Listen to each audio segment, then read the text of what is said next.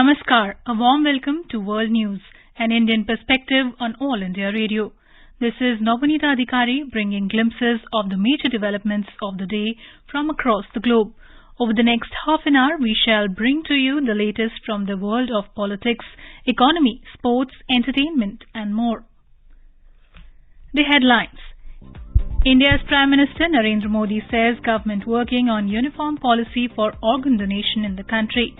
India summons Canada's High Commissioner over actions of separatist elements at its diplomatic mission. Indian Space Research Organisation successfully launches LVM-3M3 rocket with 36 satellites from Sriharikota. Second G20 Environment and Climate Sustainability Working Group meeting under India's presidency to begin at Gandhinagar in Gujarat from Monday. In the United States, emergency declared in Mississippi following devastating tornado. In sports, India wraps up Women's World Boxing Championships in New Delhi with 4 gold medals. And in badminton, Indian pair of Satvik Sairaj Rankireddy and Chirag Shetty wins men's doubles title of Swiss Open at Basel.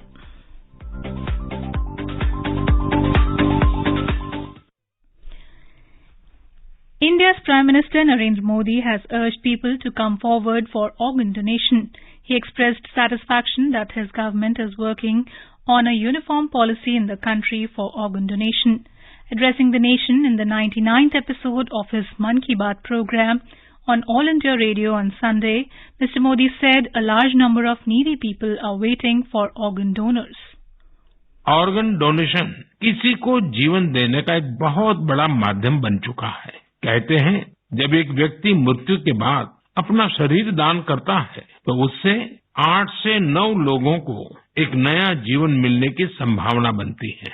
साल 2013 में हमारे देश में organ donation के 5000 से भी कम cases थे, लेकिन 2022 में ये संख्या बढ़कर 15,000 से ज्यादा हो गई है। Mr. Modi further stated that it has been decided to remove the condition of domicile of the states. It will enable patients to go to any state and register for receiving organs. The government has also decided to abolish the age limit of below 65 years for organ donation. Mr. Modi reminded that cases of corona are rising in some places. He urged everyone to take precautions and be mindful of cleanliness.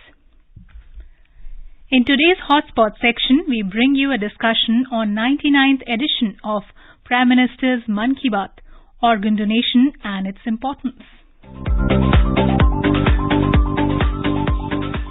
Prime Minister Narendra Modi addressed the nation on the 99th episode of his monthly radio program Mann Ki Baat. In today's Mann Ki Baat address, the Prime Minister underlined various issues and acknowledged the achievements of common people on various fronts.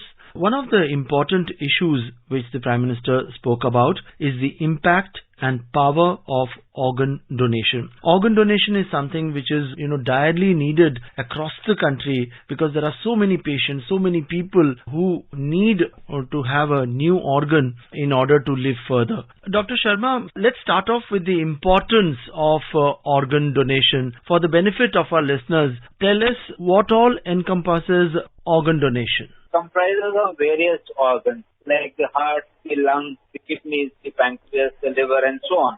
When any of these organs reaches end-stage organ failure, in the case of kidneys we call it end-stage kidney failure.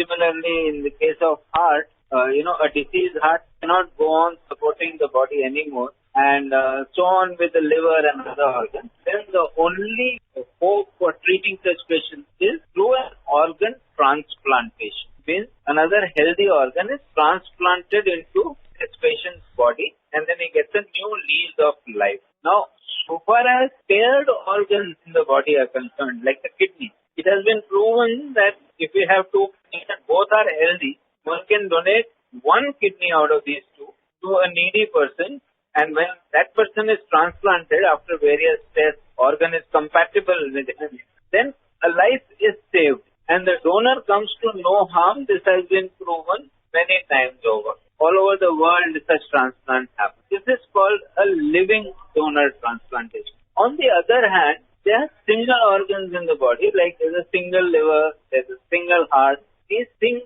cannot be taken out of a living person and put into another person. That person also is dependent on the same heart. And therefore, what is done in such cases is that organs are obtained after death of the donor. This is called deceased donor organ transplantation. Now, deceased donor does not mean the standard deceased person, means who's been declared dead and we are now only waiting to cremate him. There is an entity called brain stem death. Our brain stem controls our vital activities of breathing and speech. The control rests in the brain stem. If for any reason the brain stem gets damaged, as in the case of say a road traffic accident, or a bleed inside the brain, or a tumor which is limited to inside the brain, and the brain stem fails, the person can be kept alive on a ventilator and with advanced cardiac life support. The heart can continue to beat, and these organs can be harvested after explaining to the next of kin that this person is brain stem dead. So these are deceased donor organ transplantation. So this is the second way. Initially, all transplant activities started with living donor transplant, and so predominantly we were transplanting the kidneys because kidneys are a paired organ. Subsequently, when we realized that organs in good health can be removed from a deceased donor as well, a donor who is never likely to get up and leave the hospital bed, he is kept alive only on the machine. Unfortunately, in our own country, deceased donor organ transplants are abysmally low in numbers because the fact of brainstem death is not very easily understood by the next of kin. Dr. Sharma, for the benefit of our listeners, tell us, is there a age limit for donating organs, a lower and an upper age limit? We have in our country a Transplantation of Human Organs Act, THOA, Transplantation of Human Organs Act. Now, this act says that since we do not manufacture organs, we cannot sell them either. We can only donate them efficiently, and this can be done during our lifetime. We can bill our organs, and in the event that we meet the unfortunate fate of a brainstem death, the organs can be retrieved and utilized. Otherwise, living donor transplantation, the authorization is only for first degree relatives can donate organs to their near and dear ones who got end-stage organ failure. For instance, if a patient A, either his parents can donate organs or horizontally his brother or sister can donate organs. Particularly, his son or daughter can donate organs, and following relatively recent amendments, even grandparents can donate organs to the needy person. They are all considered first degree relatives. This is because we share some genetic material with our first degree relatives, and the chances of a successful transplantation are increased if the donor is related in this manner to the recipient. On the other hand, even spouse can voluntarily donate an organ to his or her mate, and this is also legally allowed under the same Transplantation of Human Organs Act. Any living donor on these presented to an authorization committee in each state of India for their willingness to donate organs, which ensures that there is no monetary transaction happening, that the person is truly donating out of altruism.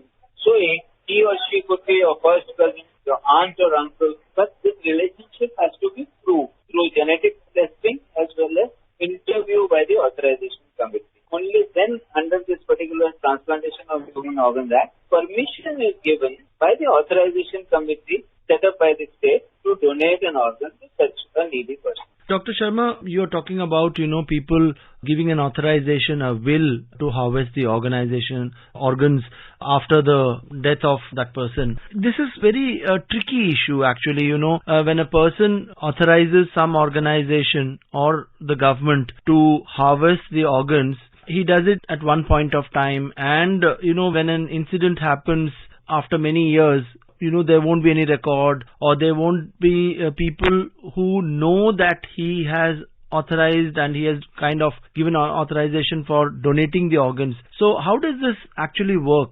I'll tell you. once you have willed your organs during your lifetime, you actually sign your willingness, and in return you are given a donor card. A copy of that is kept by the center which has enrolled you in the organ donation program. You are supposed to go and inform your next of kin. Say, in case I will my organ, I am supposed to immediately inform my wife that in case I am declared brainstem dead, before you cremate me, to please authorize the hospital to retrieve whatever organs can be utilized from my body and only then hand over the dead body to you. Of course, in Indian ethos, there is a lot of sentimentality and people very distinct about it, but it is important to inform your next of kin, because after your death, your next of kin is the only person who is the legal owner of your dead body.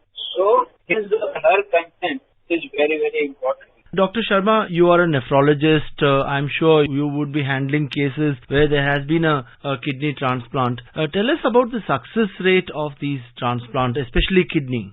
Modern medicine, we have achieved some very amazing success rates the world over. For instance, kidneys are the organs that are actually the simplest to transplant. A 1-year survival of a recipient has crossed 95% in most of the transplant centers. By that I mean, if 100 people are given a kidney transplant, 95 of them would still be alive and doing well at the end of first year of transplantation. And the 5-year survival, the body rejecting the transplanted organ, immunologically rejecting this as non-self. Just as to fight disease, we need an immunity which decides this is not my own, this is non-self, say a bacterium or a fungus, and the body fights against that. Similarly, when an organ is transplanted, the body is capable of recognizing that this is not my organ. So, if the organ is well matched and the immunosuppression that we give is adequate, body can be made to accept such an organ. But rejections do happen. Immunological process of rejection do happen, and so this is the survival rate now. In case of kidney, better than 95% 1-year survival and nearly 85% 5-year survival. The percentages are lesser with difficult to transplant organs like liver and heart, but there again the success is better than 50%. So if you transplanted individuals with a cardiac transplant, chances are that one of them would still be alive and doing well at the end of 1 year. We all do, understand and acknowledge the fact that organ donation is of utmost importance, especially in a country like India. Dr. Sharma, thank you so much for joining us in this program. I'm grateful to you for having invited me.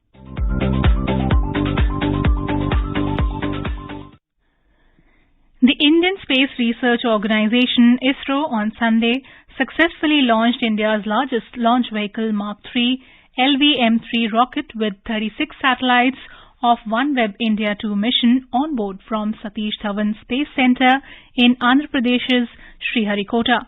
Speaking after the launch, ISRO Chairman Somnath said it was a successful mission with no glitches. He said he looked forward to more such missions in future. The ISRO chief informed that cryogenic engines which were used in these missions will be used in Gaganyaan mission also. He said that ISRO will be having another commercial launch in April. This is All India Radio giving you the world news. India on Sunday said the High Commissioner of Canada was summoned on Saturday to convey strong concern over the actions of separatist and extremist elements against India's diplomatic mission and consulates in Canada this week. The Indian government has sought an explanation on how such elements were allowed in the presence of police to breach the security of the diplomatic mission and consulates. Canadian government was reminded of its obligations under the Vienna Convention and asked to arrest and prosecute the individuals who have already been identified as being involved in such acts. India's External Affairs Ministry said it is expected that the Canadian government will take all steps which are required to ensure the safety of diplomats and security of diplomatic premises so that they are able to fulfill their normal diplomatic functions. Now we move on to our segment G20 in India. India's G20 presidency is witnessing a series of significant deliberations and related events across the country. This week, the cities in focus were Amritsar, Udaipur, Guwahati and Chennai, whereas Gandhinagar is hosting the second Environment and Climate Sustainability Working Group meeting from Monday, while Mumbai is gearing up for other key meet next week. We take a look at G20 events that took place in India during the past week and what is in store for us ahead. The week began with the adoption of two joint statements during the Labour 20 Engagement Group's inception meeting in Amritsar in Punjab on the 20th of this month as the final outcome of the two-day deliberations. One called for resolving the question of portability of social security among G20 nations as the first step towards universalization of social security, and another for plugging the gender gap in the global workforce. The joint statement on universalization of social security stated that the question of portability of benefits within the G20 nations is a low-hanging fruit which could be addressed by the grouping in no time. The statement pointed out to the BRICS deliberations for an intra-group arrangement in this regard. The joint statement on women and the future of work called for upskilling of women workforce globally to meet the emerging challenges of tech-intensive industry and the post-pandemic job market. The statement asked the governments and employers to shoulder this responsibility. It also called for recalibrating how women in the informal sector and in family-raising roles contribute to global economy and asked for valuing that contribution. The second meeting of G20 Sustainable Finance Working Group concluded successfully in Udaipur in Rajasthan on the 23rd of March. Addressing a press conference in Udaipur, advisor in the Department of Economic Affairs, Geetu Joshi, said during the meeting, Sustainable Finance Working Group reached halfway in delivering upon the agreed work plan for 2023. Arriving at a consensus in a collaborative spirit, the members agreed upon the way forward for important deliverables for the year that include a set of options for mobilizing financial resources for climate action and the G20 Sustainable Finance Technical Assistance Action Plan, among others. The G20 Research and Innovation Initiative gathering under India's presidency concluded at Dibrugarh in Assam on the 24th of March. The meeting deliberated on ways towards building a sustainable and circular bioeconomy. Speaking at the event, Secretary in Department of Science and Technology Dr. S. Chandrasekhar said at the meeting, participating countries deliberated to aspire for a net zero country and to create a circular bioeconomy that is resource efficient and sustainable. 103 delegates from G20 member countries, 9 guest countries, and international organizations along with invited participants from the scientific community attended the conference today.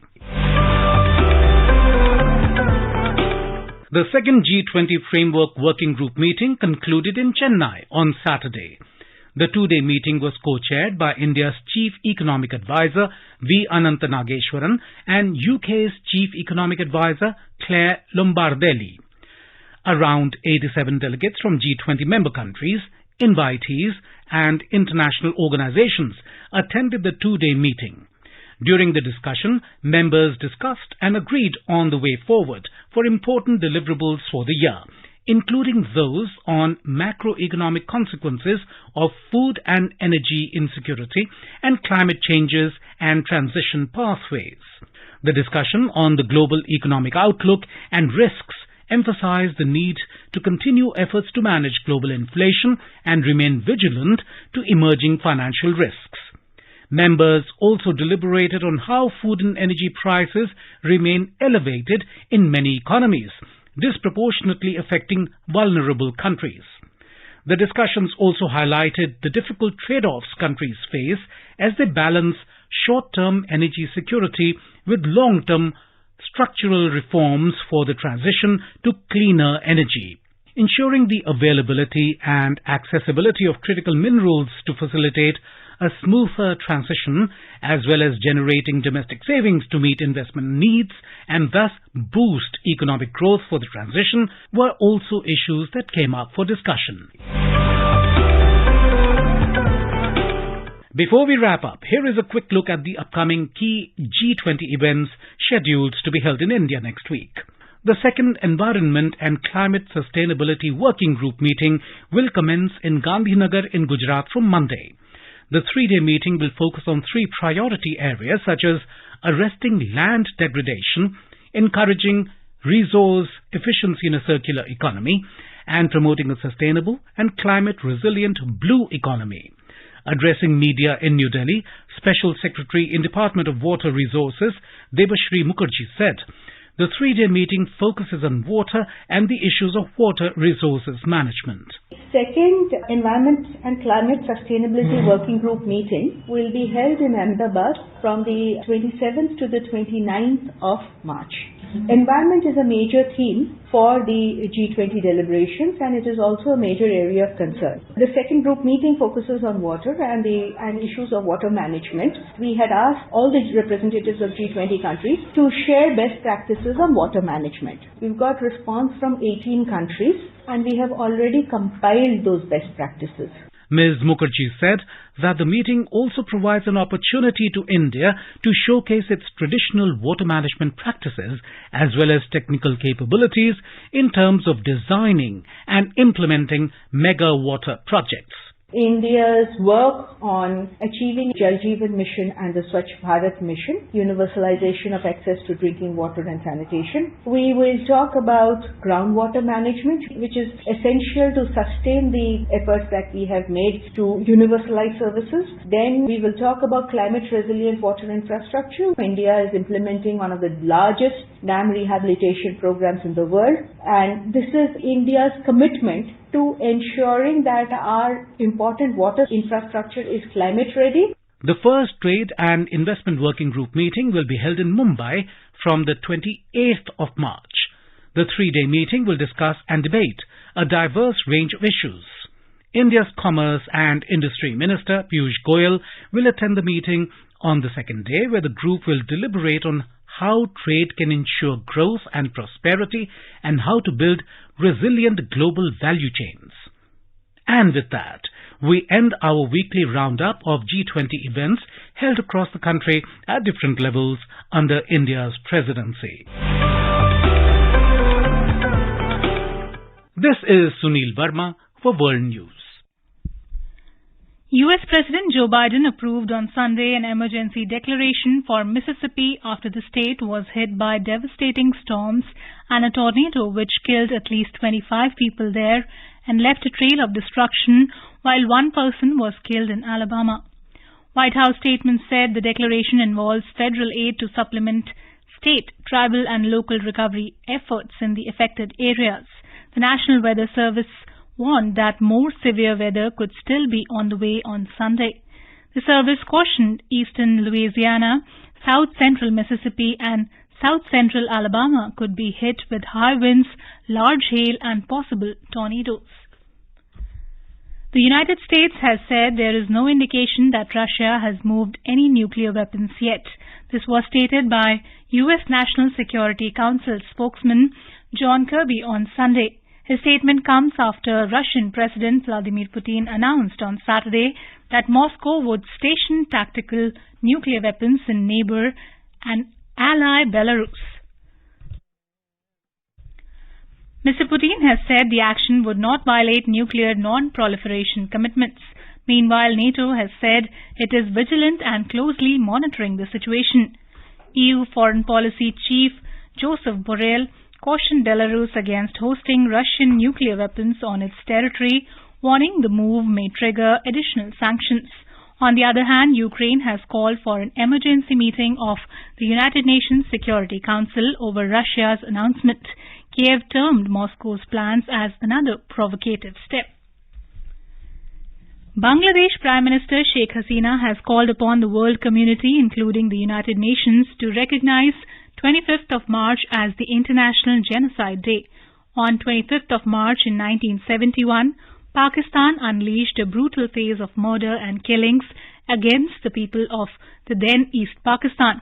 It is estimated that more than 3 million people were killed in 9-month period between 25th of March to 15th of December 1971 by the Pakistani forces before they surrendered to the Indian Army and Liberation War fighters of Bangladesh. More than 1 crore refugees had taken shelter in India at the time. Meanwhile, Bangladesh is celebrating its Independence Day today. International Monetary Fund Chief Kristalina Georgieva warned on Sunday that risks to financial stability had increased and stressed the need for vigilance following the recent turmoil in the banking sector. Speaking at China Development Forum in Beijing, the IMF Managing Director said she expected 2023 to be another challenging year, with global growth slowing to below 3.2% due to the conflict in Ukraine. India wrapped up the Women's World Boxing Championships in New Delhi on Sunday with 4 gold medals. Tokyo Olympic bronze medalist Lavlina Borgohain added 4th gold to India's tally by defeating Caitlin Parker of Australia with 5-2 split decision win in the final of middleweight 75 kg category. Earlier, Indian pugilist Nikhat Zareen defeated Vietnam's Nguyen Thiem in the final of 50 kg light flyweight category to clinch 3rd gold for India at the tournament. On Saturday, Indian pugilists Neetu Gangas and Sweeti Bora brought 2 gold medals for the country at the championships. India's top-ranked double pair of Satvik Sairaj Rankireddy and Chirag Shetty clinched their first title of the 2023 season today. The second-seeded Indian duo defeated China's Renxiang Yu and Ten Changchi to win the men's double final of the Swiss Open in Basel. In cricket, Mumbai Indians have won the inaugural Women's Premier League. They defeated Delhi Capitals by 7 wickets in the Summit clash at Brabant Stadium in Mumbai short while ago. Now let us take a look at the major developments around the world as reported in the foreign press. The Guardian writes, Tanzania announces outbreak of deadly Marburg virus disease. The Washington Post reports Biden declares Mississippi disaster as 26 killed. Tornado warnings issued in Georgia. The New York Times writes NATO criticizes Putin for dangerous and irresponsible nuclear rhetoric. The Business Recorder writes Iraq halts northern crude exports after winning arbitration case against Turkey. The Globe Mail reports in uncertain times more parents are choosing to have only one child. South China Morning Post says Beijing set up formal ties with Honduras in yet another diplomatic blow for Taiwan. CNN Business Report says pay $84 a year for Twitter Blue or lose your checkmark beginning April 1st, Twitter says. And now a quick look at the headlines once again. India's Prime Minister Narendra Modi says government working on uniform policy for organ donation in the country. India summons Canada's High Commissioner over actions of separatist elements at its diplomatic mission. Indian Space Research Organisation successfully launches LVM-3 M3 rocket with 36 satellites from Sriharikota. Second G20 Environment and Climate Sustainability Working Group meeting under India's presidency to begin at Gandhinagar in Gujarat from Monday. In the United States, emergency declared in Mississippi following devastating tornado. In sports, India wraps up Women's World Boxing Championships in New Delhi with 4 gold medals. And in badminton, Indian pair of Satvik Sairaj Rankireddy and Chirag Shetty wins men's doubles title of Swiss Open at Basel. And now, before we end, let us listen to Mahatma Gandhi's favorite bhajan Vaishnav Jan by artists from Bangladesh.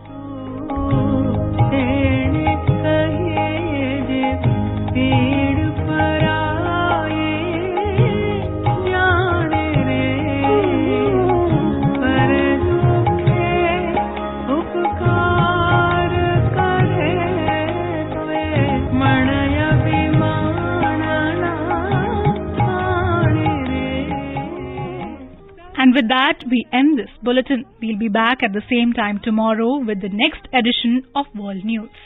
News.